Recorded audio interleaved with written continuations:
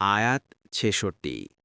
আলা ইন্না লিল্লাহি মান ফিস সামাওয়াতি ওয়া মান ফিল আরদ ওয়া মা ইয়াত্তাবিউল্লাযীনা ইয়াদউনা মিন দুনিল্লাহি শুরাকা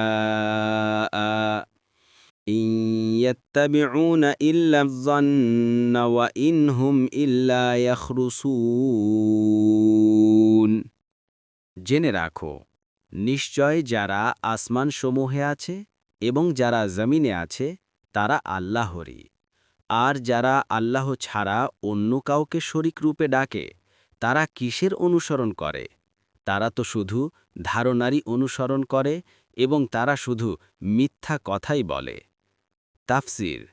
আয়াতের অন্য অনুবাদ হচ্ছে, যারা আল্লাহকে ছাড়া অন্যদেরকে ডাকে তারা মূলত শরীকদের অনুসরণ করে না, কেননা যাকে প্রকৃত অর্থে ডাকতে হবে তিনি হবেন রব, আর এ সমস্ত শরীকগুলো কখনো রব হতে পারে না।